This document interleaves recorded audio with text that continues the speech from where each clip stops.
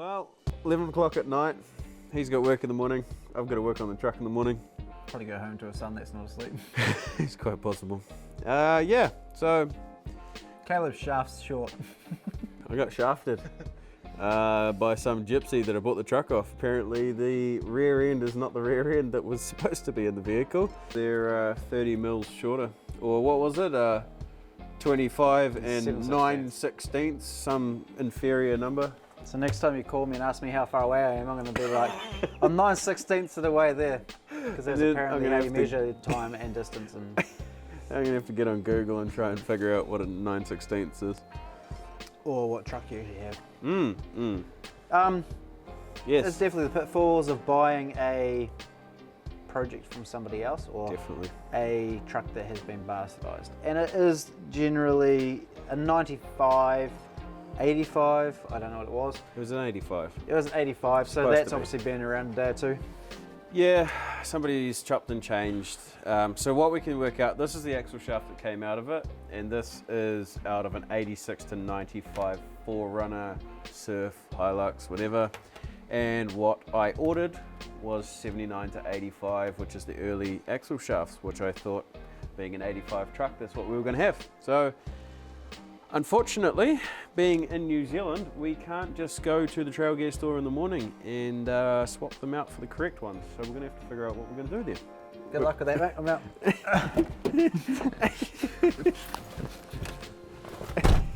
Yeah. Well, after our complete disaster of ordering the wrong axles, decided to get stuck into the front end. Now, I've been working away welding today. I've got everything mounted in the front. So once this is put together, I can put wheels on it and the Suzuki is ready to stand on its own 2 feet at the front. The rear still has to catch up. Now, what we're going to do, we're going to start off by putting the diff head on here. Easiest way to do it is just use your finger and just smear your gasket maker. Right, now the fun job begins. Lifting big heavy diff head into place.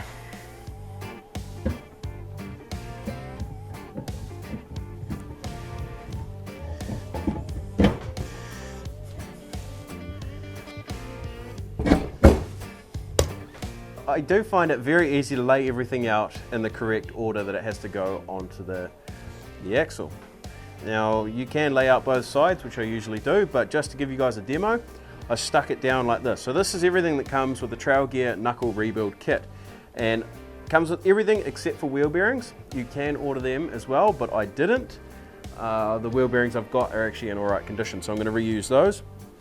As you can see, I've already pressed in the new bearing races for the kingpins, and I'm pretty impressed with the kit. It comes with a lot of good stuff. So I'm going to carry on here, tighten up my diff head, and then we can get stuck in to the next stage.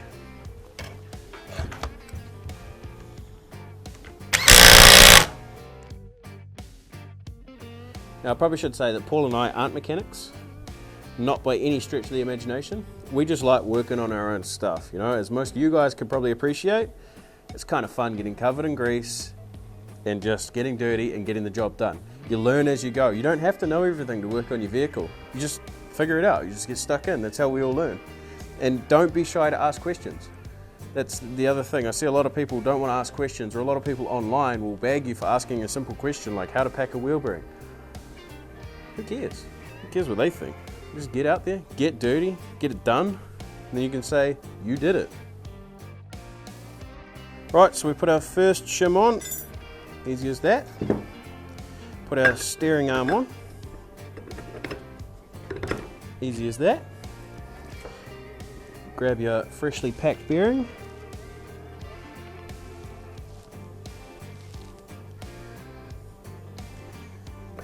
Now what I like to do is put the top one in. Make sure everything's going to work.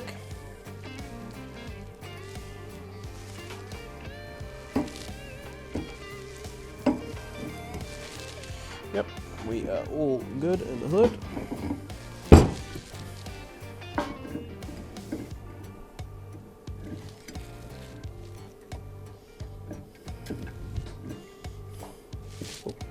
Don't forget your bottom shim. because that's not going to go so good for you if you do that.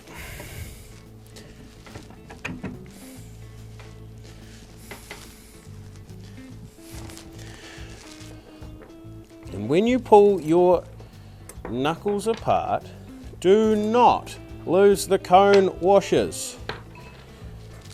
Although trail gear do sell replacements, but it's a whole lot easier if you don't lose them. Generally being with most things you work on in the vehicle. Albeit Japanese cars seem to have all the bolts in place and you pull it apart and every single time you'll have 2 bolts left over. I'm yet to figure that one out, but it is what it is. Now you're going to put your cone washers on and then put your flat washers on. That way when you do them up, it pulls everything up nice and tight. Right, so we've got our stub axle here and we've got our burr field with the grease disc in the end of it. You do have to put this together. I'll quickly show you. There is a circlip in here. Sometimes it's installed, sometimes it is not. It's very simple to do. You literally just slide it on. And then you put this on, line it up. Just like that. There's your CV and axle joint. Right, now it's time to install the axle seal. This is your standard run-of-the-mill axle seal that you'll get in most kits. This is the Trail Gear Trail Safe seal. What I like about this is it has a double lip. So you've got this extra ring around here which helps seal against the face of your knuckle housing. Just gives you that extra little bit of insurance to stop things leaking. So what we do is we run some grease around it, which is going to help our axle slide in without too many dramas. Do not put grease in this inside seal here, in this in between the extra lip and the outside. Don't put it there. Put it on the inside so that when you put your axle in, it just slides straight through. Another trick I like to do is get my 1 1/4" socket, which is nice and tapered and a perfect fit for the Trail Safe seal. Now that ensures that when you push your seal in, it goes in square every time.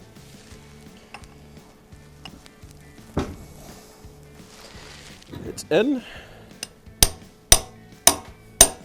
Just give it an extra tap just to make sure. Now double check, always double check that it is sitting flush and it is in there properly, like it is. Now we can continue. You put your spindle on the end here and just put the end of your axle in. And what you got to do is turn it and see if there's any kind of clearance issues. Like that.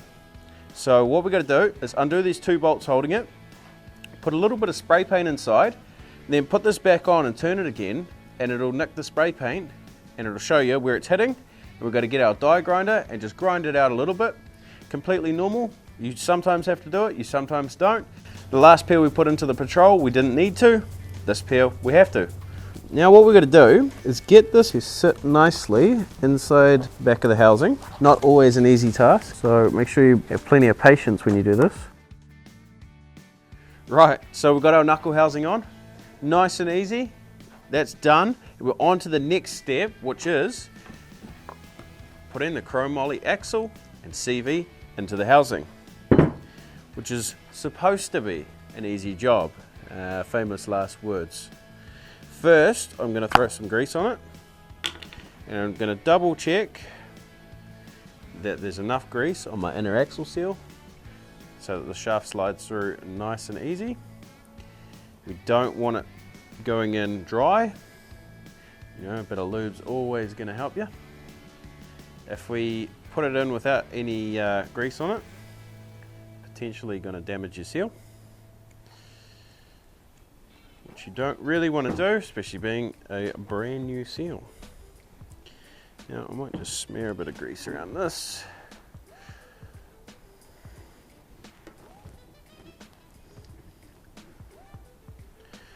Just make sure sure everything's got a nice coating. See the trail gear chromolys come pre-greased, which is pretty good. It's nice thick grease. Right, here we go. Famous last words. It's supposed to be easy.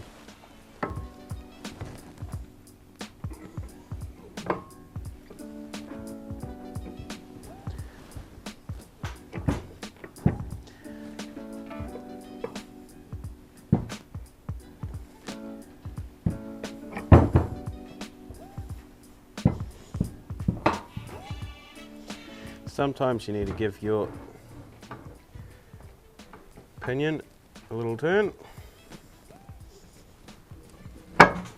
And we're in. Just like that. Right, now what we've got to do is clean up our spindle. Right, my spindle's nice and shiny. Not really, it's actually not in the best condition, but I've cleaned it up enough to put our gasket on. Now we can put it on over here, but first I'm going to put some grease in the end of it. Here we go, stick that on the end. Look at that, boom.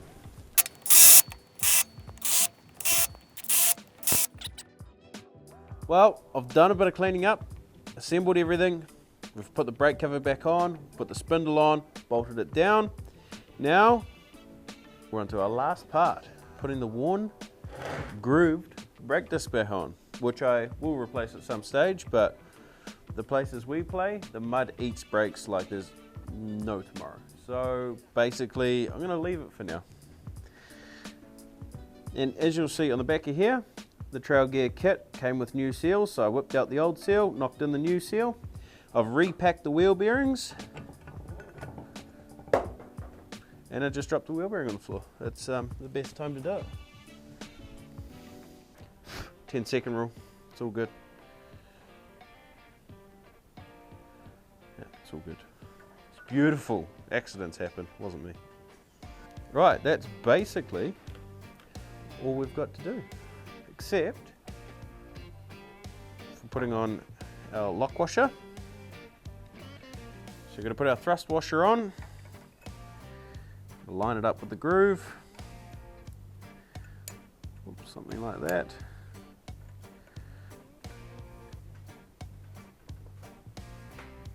So that's on there. And then we go over here to our secret stash.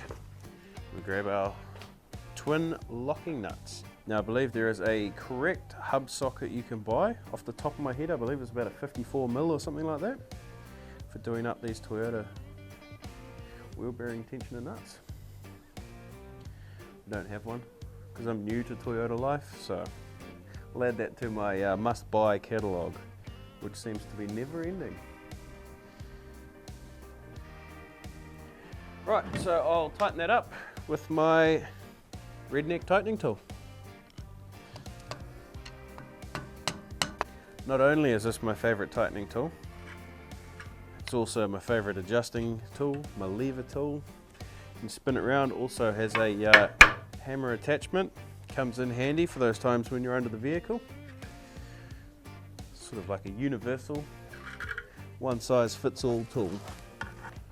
Righto, so what we've done is we've put our first locking nut on, then we've put our star lock on there, and then we've put our second locking nut on. Once we put that on, we need to fold these tabs over, and that stops it from undoing. It sits in a groove in between, and then your wheels don't fall off, hopefully.